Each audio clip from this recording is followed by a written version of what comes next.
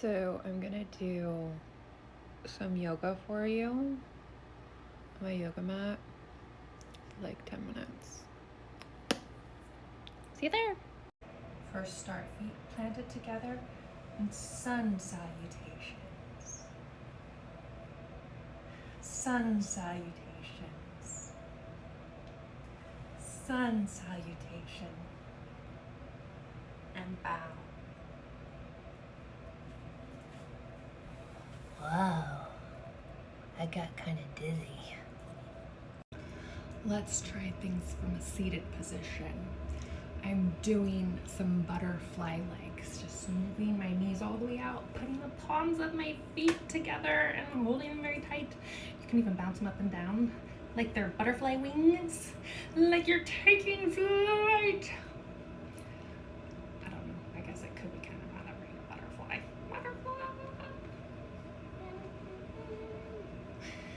And then just go ahead and lean on back and relax on your yoga mat.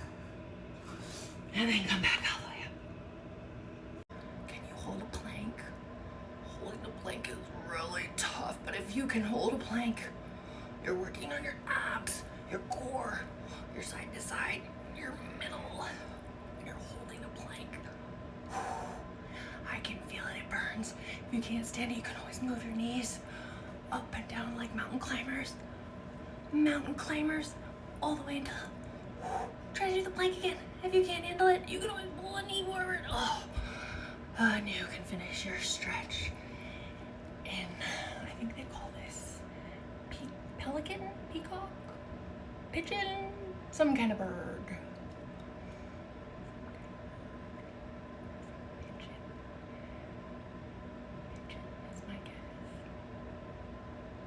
Anyways. Oh, hello again. I'm just sitting Indian style, stretching out my hips a bit. Pushing forward if anything. Oh, stretching. I'm gonna show you warrior pose though. Give me one more second. So here we begin warrior pose.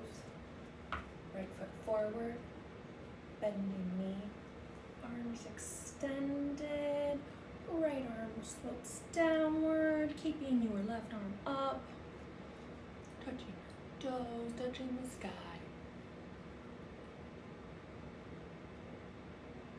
Slowly returning, coming back up, creating a balance, into the middle, and reverse. Bend in your left knee, left arm up, or left arm down, right arm up, touching your toes and touching the sky.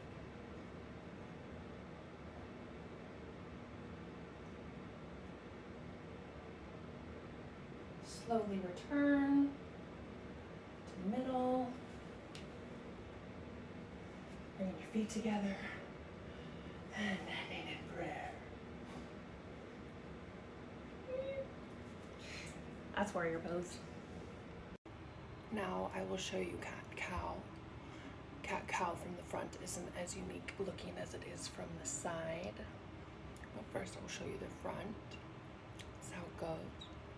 You breathe in and pull your stomach up, your spine curled all the way to the ceiling, and that is cat. You're like a scared kitten. And you hold it, you hold it, you hold it, and then you turn it right back into cow, and you push down, slowly moving every vertebrae in your spine. You push down and you go. This position is a swan dive. You dive down with your arms and you fold forward and grab your toes. I don't have my legs very wide, but it's very close to what it should be. I bet I could, if I wanted to move a little bit more, but this is good for now. And then you come back up and the weight resistance is pulling on your hamstrings and your hips, and then just push all the way forward. Bring your feet back together. I'm still by your side. You may even want to turn and do it again from the other side.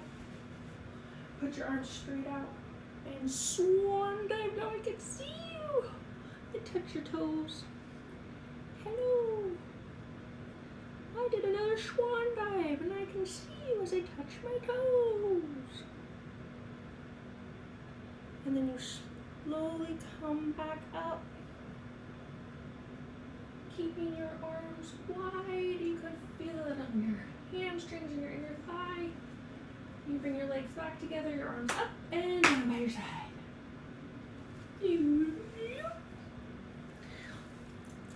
Pretty sure that's all you gotta do to do a swan dive. This is kind of like a frog leap. Hello, I'm a frog. Are you a frog? I'm a frog. Hello. Hello. Sorry, I'm just acting silly. What else might be near a swan? Perhaps a frog? Frog might be down near a lily pad. And I just want to sit and stretch. A lot of times you could do this stretch as like a standing pose, where you lean as far as you can and you touch your toes. But earlier when I was doing the sun salutation things, I didn't have my balance and I felt dizzy. So instead of doing it like that, I'm doing it like this. And I'm sitting and I'm pushing into my side and leaning. Oh, I can feel it a lot on my right side. I need to stretch. I don't know about you, but I grew up in a house that was always playing sports. So we were always stretching and icing and Bengay, tiger bombing, and icy hotting, and like literally icing or staking or peeing. Peas. Not exactly peeing, but peas. You know what I mean? Like bag of frozen peas. Anyways, extra stretching is always nice and helpful. Since I was kind of losing my balance earlier and I felt dizzy, I'm going to do some peanut butter knees. I mean, not peanut butter, but popcorn knees, where you bounce up and down like you're popping like popcorn. Pop, pop, pop. Anyways, then I'm going to do some standing positions and stretching out my legs, because otherwise I'm just kind of not doing enough for my legs. You know what I mean? Because I can do my arms from sitting, but I can't always stretch my legs from sitting. Especially like the good old, like, normal way that you've been stretching them since you were a kid. Oh, this also gets the shoulders really good too. I'm now going to do a little downward dog. And I'm going to kind of like crawl into it, paw for paw. And then you bow down as hard as you can. You bring your head in between your shoulders if you can. Reach your hips up to the sky, hips up to the sky. This is called downward dog, downward dog. Hips up to the sky. Sometimes you might want to lift one leg. Make sure you always do things on both sides to keep your balance.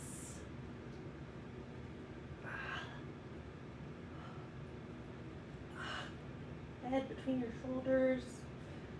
Good strong pose. Downward dog. Into crybaby.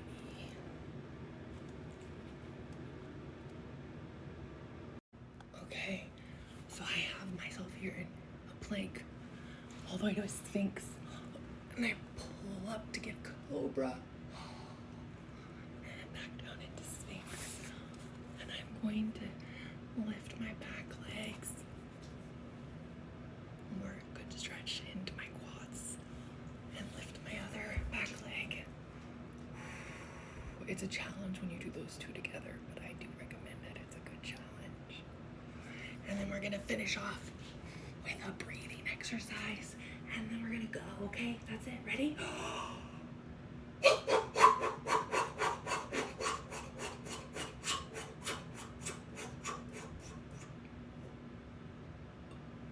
One more time.